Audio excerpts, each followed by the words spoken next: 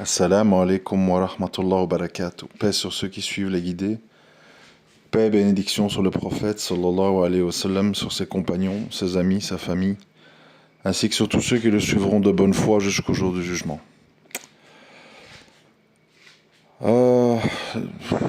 Depuis la vidéo, je sais plus comment je l'avais intitulée, où on voit deux, trois singes sur la photo là, fixe. J'ai réfléchi sur tout ça en fait, sur les gens, dans les spaces, dans les Twitter, sur les hommes politiques, sur les gouverneurs, etc., etc. Et au final, en fait, je comprends une chose qui en fait paraît très simple ou très réductrice, mais qui permet d'y voir clair en fait. Moi, en fait, je comprends une chose, c'est que il suffit que vous fassiez un album photo dans votre tête, et vous mettez toutes ces images les unes derrière les autres. Vous mettez Mohammed Ben Salman, puis Sisi, puis Tebboune, puis Mohammed VI, puis Bachar el-Assad, les dignitaires iraniens, Nasrallah, enfin toute la bande en fait. Vous mettez tous les gens qui nous représentent plus ou moins, le recteur de la mosquée de Paris, Chalgoumi, etc. quoi, etc., etc. En fait, c'est quoi le dénominateur commun de tout ça en fait? C'est que c'est des gens, tu le vois, ils portent sur leur visage leur... Je ne sais même pas comment on appelle ça, quoi. Leur incapacité cognitive et intellectuelle à être des gens qui peuvent avoir des développements profonds et construits. Trouvez-moi un discours, pas deux, un, d'un de ces personnages qui soit un discours intellectuel, profond, construit, où on se dit, waouh, quand même. Même s'il était écrit par quelqu'un d'autre, on va dire.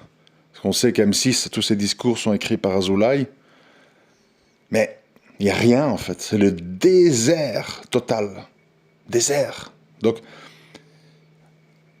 le problème, ce qui est important, c'est le problème de fond. Parce que la forme, c'est pas important. Ouais, t'es Acharit, ouais, t'es machin, ouais, t'es les Ikhwani, ouais, mais les salafis matralistes, blablabli, blablabla. Bon. Le fond, c'est quoi? Je vais le dire brutalement, tu vois. Le fond, c'est que la plupart des gens, c'est des macaques à carapace humaine.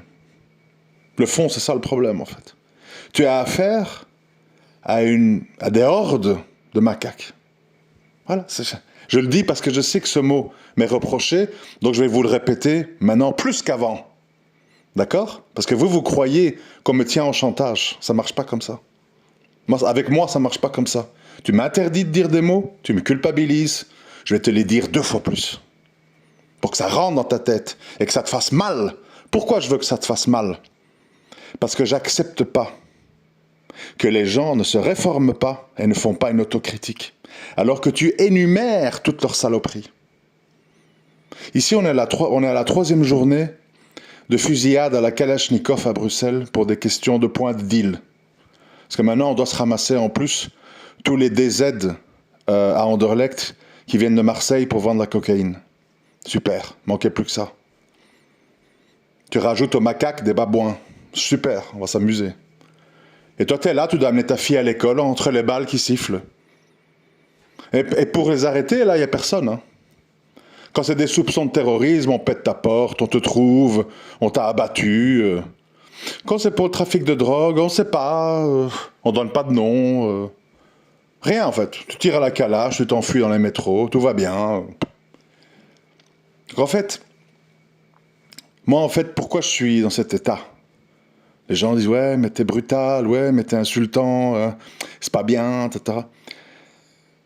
Parce qu'en fait, je vois que dans tous ces sujets, et d'autres que je vais évoquer maintenant, je suis occupé à perdre mon temps, à parler, soit avec tout simplement des animaux à texture humaine, bon, ou à des gens qui se croient intellectuels parce qu'ils sont complotistes. Tu vois? Parce qu'ils voient des complots partout. Ils croient qu'ils sont des grands génies. Ils analysent les couvertures de économistes. Ils voient des trucs à 2, 3 coups à l'avance. Alors qu'en fait, en face de nous, on a affaire à des gens très clairs, très lisibles et très prévisibles. Voilà, Trump, truc. On va prendre Gaza, on va faire une Côte d'Azur, projet immobilier. Allez les gars, les copains des Palestiniens, les Jordaniens, les Égyptiens, les Saoudiens, prenez-les, donnez-leur un peu des maisons. Nous ici à Gaza, on a des affaires à faire ici. Il y a du gaz dans la mer, il y a du pétrole, et la plage, on peut en faire des beaux hôtels et des beaux centres de vacances. Il n'y a pas de complot. Il n'y a pas de complot, il te dit clairement le projet. Et les gens sont là, ils espéraient même qu'avec Trump, ce serait différent qu'avec Biden, etc. J'ai écrit un tweet, je ne sais plus trop quand ni comment, où je disais en substance, c'est quoi la différence Biden-Trump? Biden fait des affaires et propage une idéologie, le mondialisme, démocratie, machin. Trump, il fait des affaires. Point. Il fait des affaires. Et il fait des affaires avec les gens avec qui c'est le plus intéressant d'en faire. Et même si t'es son voisin, que t'es tout blanc, blanc, que t'es pas musulman, que t'es pas un noir, que t'es pas un arabe, mais qui veut te piller, t'exploiter, il va te dire j'ai envie d'annexer le Canada. J'ai envie d'annexer le Groenland, que le Danemark nous le vende. C'est des gens qui font des affaires. Les autres, Hillary Clinton et compagnie, Obama, ils font des affaires et de l'idéologie. C'est double peine, tu vois. Mais le fond, c'est qu'on a affaire à des gens qui font des affaires. Et ça tourne autour de quoi? L'import-export, les frais de douane, le gaz, le pétrole, les mines, l'accès à l'uranium, aux métaux précieux, aux terres rares. Et si pour ça, il faut être ami un jour avec le Canada, ennemi demain, ben on l'est. S'il faut pour ça jeter des bombes partout et puis rapatrier toutes ces troupes, ben on le fait. C'est tout. On fait des affaires. Les gens font des affaires. Ok? Donc maintenant, avec Trump, on a un pur homme d'affaires. Et qui te dit même à l'avance ce qu'il veut faire. Pas de coup fourré, tout est clair. Il avait dit, je vais affréter des avions, tous les illégaux rentrent chez eux. Il a fait. On va agrandir le mur, on va l'élargir, il est occupé. On va régler le problème de l'Ukraine et de Gaza. Bon, je ne sais pas où il en est avec l'Ukraine, mais voilà, Gaza, il vient de s'exprimer, voilà. Donc, nous en face, évidemment, tu vois le roi de Jordanie et trucs. Oh non, nous on veut pas des Palestiniens. On veut qu'ils aient leur État, parce qu'on veut surtout pas qu'ils viennent chez nous, nos frères de race et de religion. On les veut surtout pas chez nous. Laissez-les crever à Gaza, c'est bien. Arrosez-les de bombes de temps en temps. Ça nous ferait le ménage à notre place. Nous, on a déjà des réfugiés ici, c'est bon. Non, stop. Les Palestiniens ont droit à leur État. Hein. Nous, on va toujours promotionner l'idée d'un État. Pourquoi? Parce qu'ils flippent. Ils veulent pas de gens qui vont venir exciter leur peuple, leurs moutons locaux. Donc ils veulent surtout pas que des Palestiniens débarquent, commencent à avoir des discours politiques, le Hamas, machin, truc. Donc ils veulent pas. Ce qui est épuisant, je vous le disais depuis le début de cet audio, en fait, c'est que on est obligé de passer pour un arrogant vulgaire quand on n'en peut plus, en fait, de faire face à ces gens. Moi, personnellement, je n'en peux plus de faire face à des gens qui sont intellectuellement inintéressants et qui ne devraient même pas avoir le droit à la parole, en fait. Ils ne savent pas écrire, ils ne savent pas parler. Ils tapent évidemment sous la ceinture tout le temps, parce que comme ils n'ont pas d'argument intellectuel, ils n'ont qu'une seule chose, c'est humilier. Ouais, à Brian, ceci, ouais, à Brian, cela. Tu vois, ils citent des noms. Moi, je ne cite jamais de noms. Tu vas discuter sous mes posts, je te réponds. Mais moi, je ne commence pas à faire des posts où je cite des noms. Un tel et un tel et un tel et un tel. Non. Quand je cite des noms, ce sont des gens qui sont publics et qui font des actes et des paroles en public. Je commence pas à aller regarder par le trou de serrure des gens, ou je ne sais pas quoi, ou parler de leur passé d'il y a 10, 15, 20 ans. Je parle du présent. Quand je parle de Mounir et de sa femme, je parle d'aujourd'hui. Je ne parle pas de ce que Mounir a dit, ou écrit, ou fait il y a 10, 15 ans. Ça ne m'intéresse pas. C'était un autre Mounir, c'était une autre vie, c'était un autre niveau de son développement. Moi, je suis quelqu'un qui vit dans le présent. Je suis un pragmatique. Et je n'en peux plus, à mon âge, avec tout ce que j'ai vu défiler, les guerres en Irak, la Bosnie, la Somalie, l'Algérie, et Morsi en Égypte, et ceci, et cela. Bon, j'ai vu tout passer, moi. Je supporte plus, en fait, de voir des gens qui ne sont pas pragmatiques, qui sont dans les théories creuses. C'est-à-dire, qu'est-ce que je veux dire par là? Et je me répète, je le sais, mais c'est pas grave. On est obligé de se répéter quand on a affaire à des macaques, parce qu'ils comprennent pas. Donc tu répètes. C'est comme quand on fait des tests, tu vois. Tu dois dire, chaque fois que tu vas taper sur le bouton jaune, tu auras une cacahuète, tu auras une banane. À la fin, le singe, il comprend que s'il fait une combinaison de rouge, bleu, noir, et que ça fait une certaine musique, il aura une récompense. À force que tu répètes, il comprend. Donc j'essaye de répéter pour ce que j'appelle le lent d'esprit, parce que malheureusement, ça pullule. Les esprits sont pleins de dessins animés, de shit, de Hanouna, de Booba. Les esprits sont endommagés, tu vois. Donc il faut des électrochocs, il faut être brutal pour se faire comprendre. Si tu parles gentiment, oui, parce que mes frères et sœurs, le prophète, les gens t'écoutent pas, tu vois. T'écoutes pas, ils zappent, ils arrêtent, ils écoutent pas. Donc moi je veux qu'on écoute. Je veux électrocuter mentalement les gens. Sinon je perds mon temps. Je suis pas là pour perdre mon temps, moi. Je suis là pour foutre 2 claques, te mettre sur le mur et te jeter un seau d'eau froide glacée sur toi. C'est ça ma méthode. Ça te plaît pas? Va écouter les somnifères, il y en a plein. Moi, c'est pas ma méthode. Je veux des résultats. Donc, je dis quelque chose de simple, que la plupart des macaques ne comprennent pas. Je dis, dans un pays, il y a des gens qui doivent manger. Il y a des gens qui doivent être soignés. Il y a des routes qui doivent être entretenues. Il y a le blâmable qui doit être combattu. Prostitution, gay pride, vente de drogue, etc., etc. Donc, il faut administrer un pays. OK? Et quand il faut administrer un pays, c'est-à-dire qu'il faut concrétiser les choses.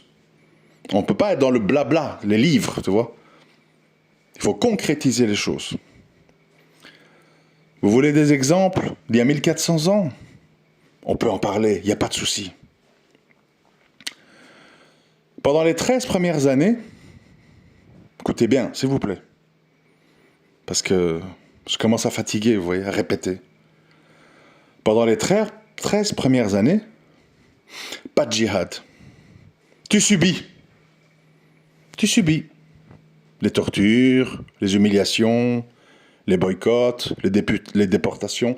Pas de djihad. Ok? Pas de hijab. Pas de prière.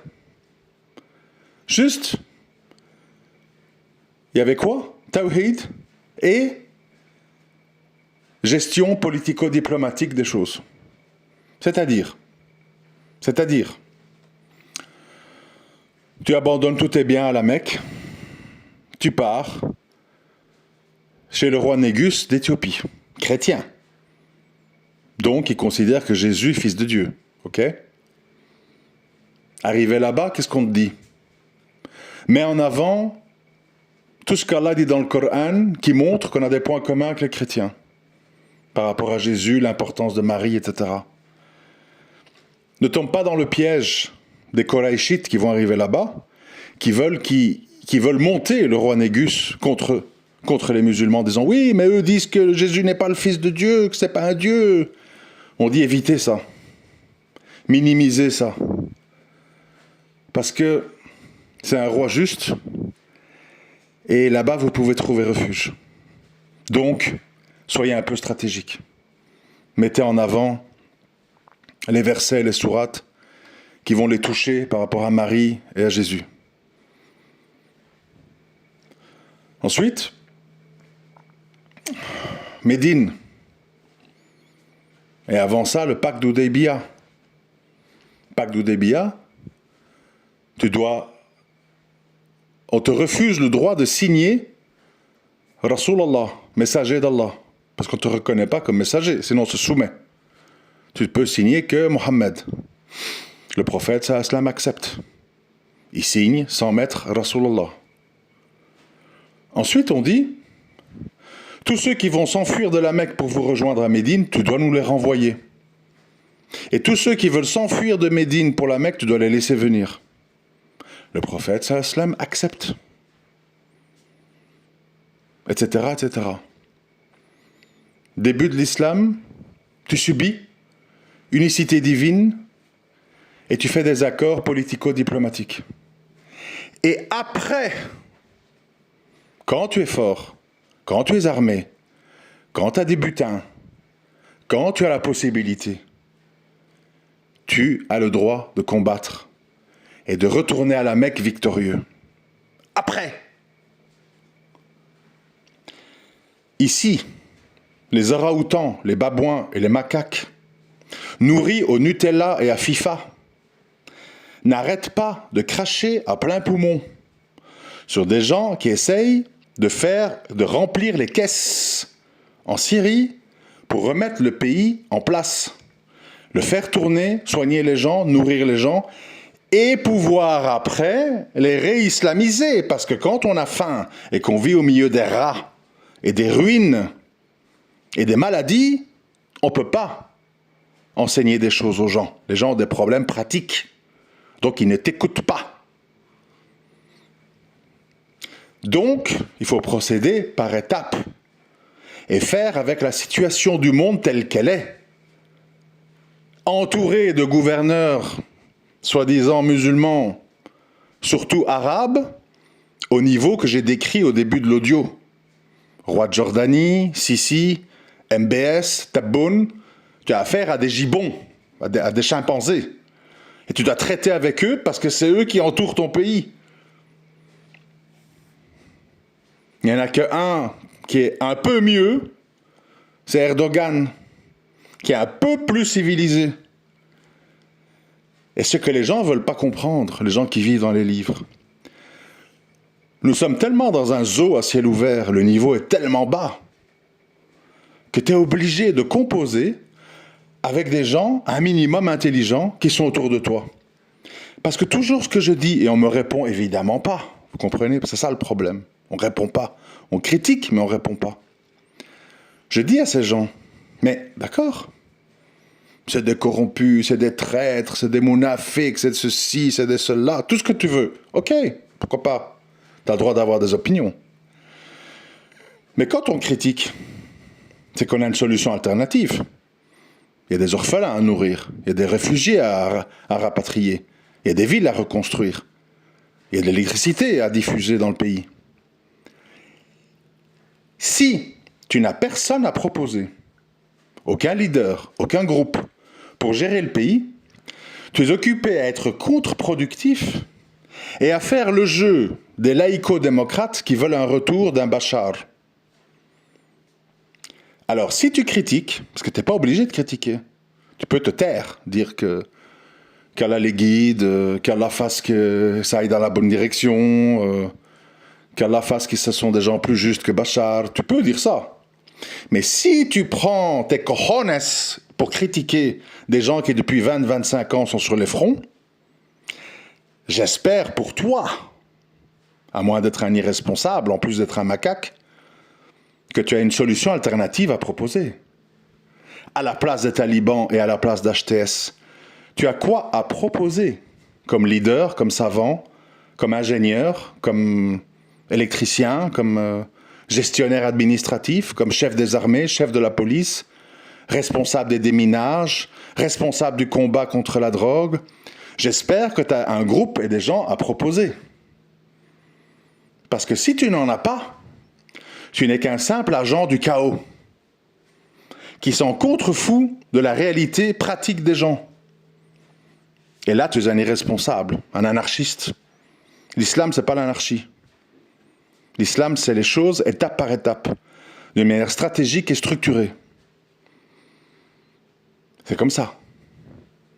Tu voudrais que le monde soit différent? Moi aussi. Mais on fait avec ce qu'on a. On voit la réalité qu'on a.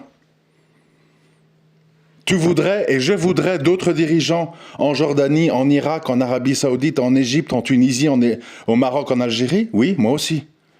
En attendant, on est là avec des singes de cirque, avec qui il faut faire. Pourquoi? Parce que qui a le pétrole, qui a de l'influence, qui a ceci, qui a des armes, qui... Voilà.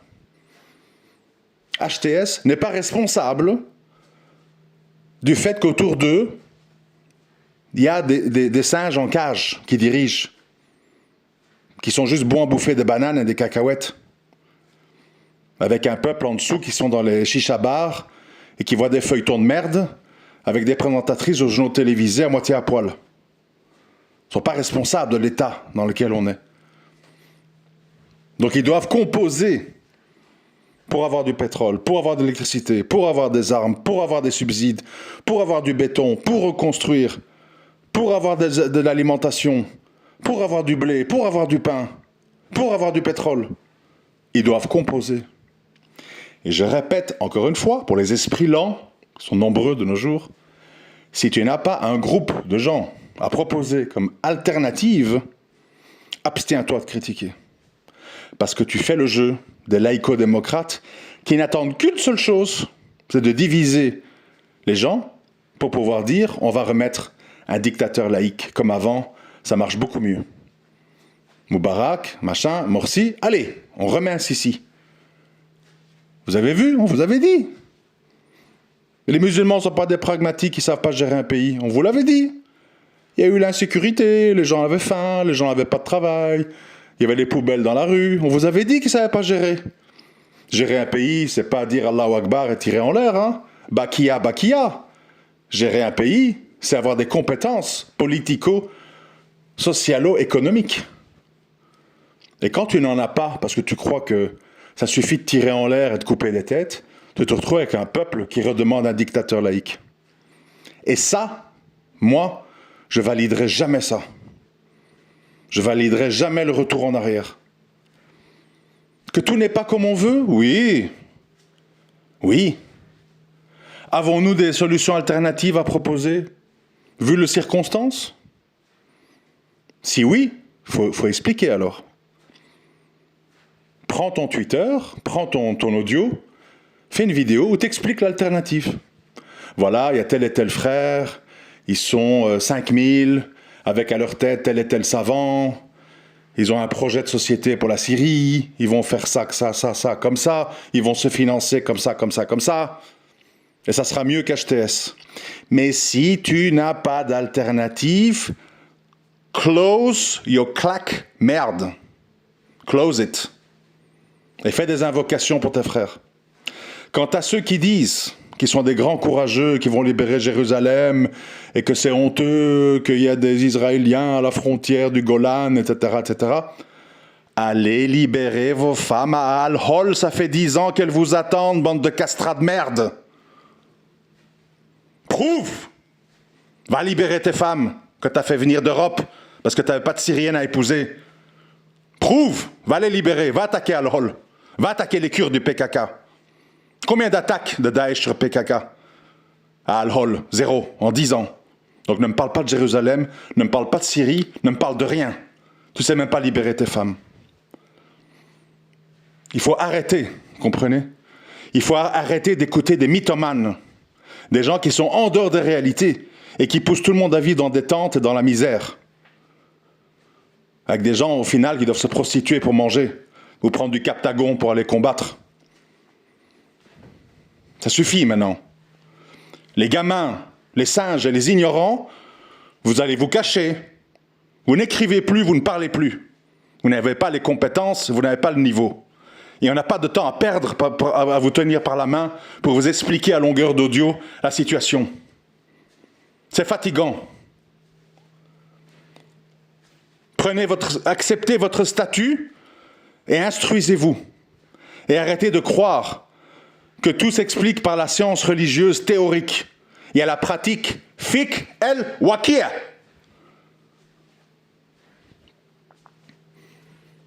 Et si je suis brutal, c'est parce que c'est nécessaire.